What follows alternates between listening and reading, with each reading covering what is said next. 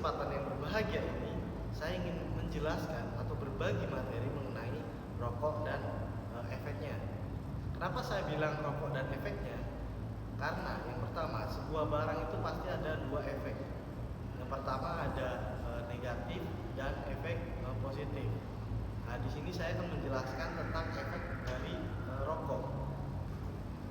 Oke, kenapa saya membawakan tema ataupun materi mengenai rokok dan efeknya? Karena saya melihat fenomena yang ada di Indonesia itu masih banyak sekali perokok aktif dan ada juga perokok pasif yang jelas.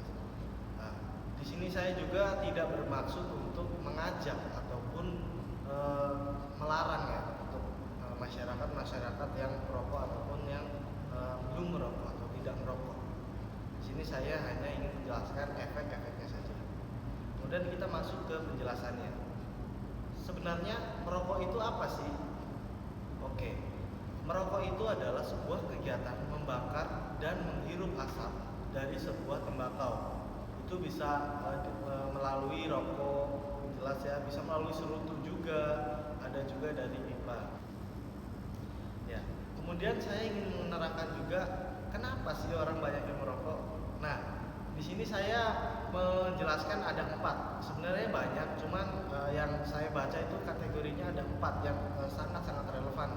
Yang pertama itu ada ketergantungan pada nikotin.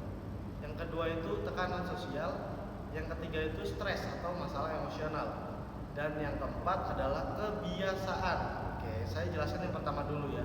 Ketergantungan pada nikotin. Ketergantungan pada nikotin adalah kondisi di mana seseorang itu secara fisik ya bergantung pada zat kimia nikotin yang terkandung dalam tembakau itu sendiri. Nikotin itu mempengaruhi otak dengan cara yang membuat penggunanya merasa nyaman atau terbantu secara mental saat mereka mengkonsumsi secara teratur. Nah, disitulah buat para perokok yang sangat-sangat ingin berhenti merokok tapi sangat sulit. Nah, karena ada kandungan nikotin di dalam tembakau itu sendiri. Yang kedua itu tekanan sosial. Saya ada teman di mana dia itu sangat kaku sekali kalau di tongkrongan gitu. Kenapa? Karena teman-teman yang lainnya itu seorang perokok dan dia itu tidak merokok. Mungkin dari situ dia memikirkan bahwa kalau aku nggak merokok berarti mereka nggak mau berteman sama aku, atau wah masa teman-temanku merokok aku enggak. Nah, di situ mulailah dia belajar untuk merokok. Yang ketiga itu stres atau masalah emosional. Rokok juga dikabarkan bisa mengatasi stres dan masalah emosional, di mana banyaknya orang yang curhat di media-media sosial yang mengatakan bahwa kalau kita stres silahkan kita merokok, pasti kita bisa mengurangi stres. Yang keempat itu adalah kebiasaan. Ya, selain ketergantungan pada nikotin, kebiasaan juga salah satu faktor yang menyebabkan banyaknya perokok di masyarakat Indonesia.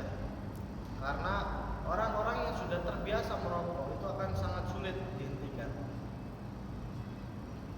Kemudian apa sih efek negatifnya dari rokok? Banyak sekali efek-efek yang negatif dari konsumsi rokok ya.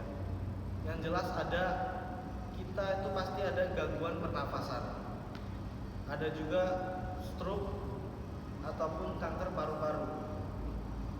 Itu adalah beberapa dampak yang diberikan oleh efek negatif dari rokok. Namun di sini saya tidak hanya membahas mengenai efek negatifnya, ada juga efek positif dari rokok. Apa sih efek positif dari rokok?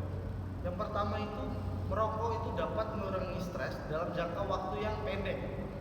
Karena nikotin yang ada di dalam rokok itu memang dapat mengalihkan stres. Ya, namun efek ini hanya sementara ya, tidak berlangsung lama. Bukan karena wah aku stres nih, aku merokok deh biar stresku hilang, itu enggak. Merokok itu menghilangkan stres sementara, jadi tidak bertahan lama gitu. Yang kedua itu rokok dapat menimbulkan perasaan nikmat melalui beberapa cara. Yang pertama, jelas nikotin yang ada di dalam rokok itu memicu pelepasan hormon dopamin di otak yang dapat membuat seseorang merasakan kenikmatan atau rasa puas. Yang kedua itu di dalam nikotin juga memicu pelepasan zat kimia seperti beta endorfin dan serotin yang dapat menimbulkan emosi positif dan sensasi yang sangat nyaman. Nah, itu juga yang membuat banyak sekali orang yang susah untuk berhenti merokok. Kemudian rokok juga dapat mempererat pergaulan, ya, seperti yang saya bilang tadi. Rokok itu dapat menjadi alat untuk mempererat hubungan antara teman, terutama jika teman-teman kita juga seorang perokok yang tadi saya jelaskan di awal.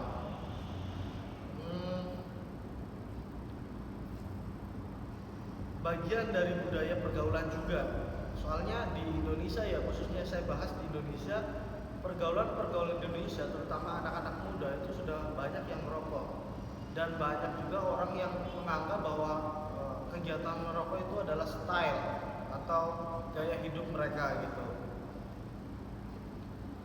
Baik, kalau kita melihat dari data perokok yang ada di Indonesia sendiri, ya, Badan Pusat Statistika atau BPS mencatat persentase penduduk Indonesia berusia 15 tahun yang merokok sebesar 28,62% pada tahun 2023 kemarin. Persentase tersebut itu meningkat 0,36% dari tahun lalu yang sebesar 28,26. Kalau dilihat berdasarkan jenis kelaminnya, penduduk perdesaan yang merokok itu sebesar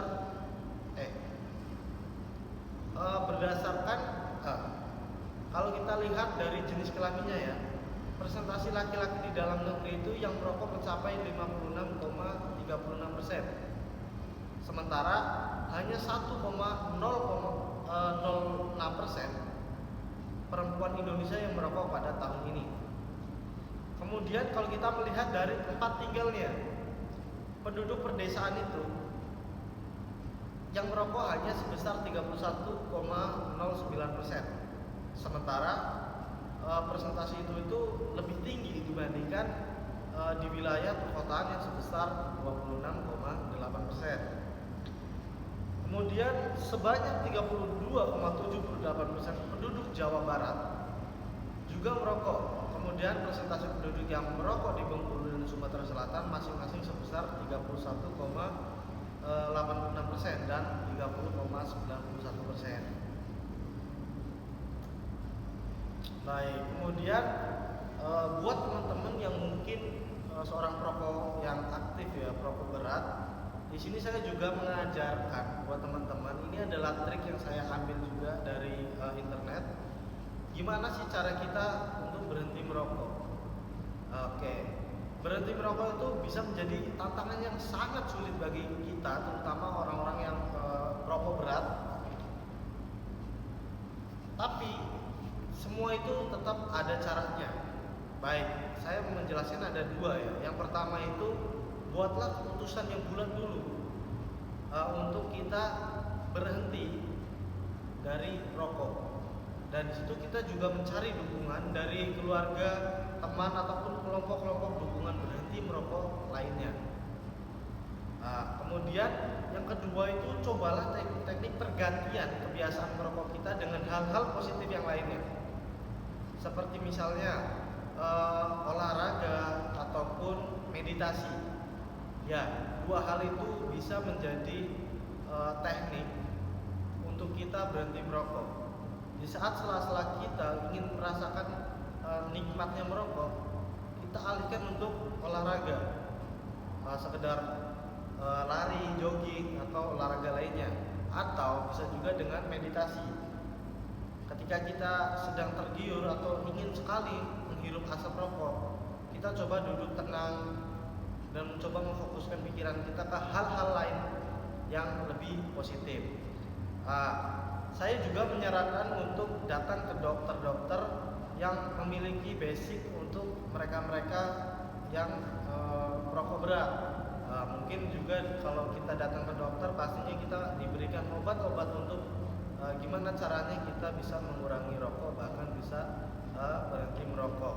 Tapi ada satu yang terpenting, tetaplah gigih dan berkomitmen pada tujuan Anda untuk berhenti merokok. Mungkin hanya itu dari saya. Saya ucapkan terima kasih untuk teman-teman yang sudah mau mendengarkan dan mengikuti materi dari saya. Saya Wahyu Priyono. Salam akhir, Sotihotu, Namo Buddhaya.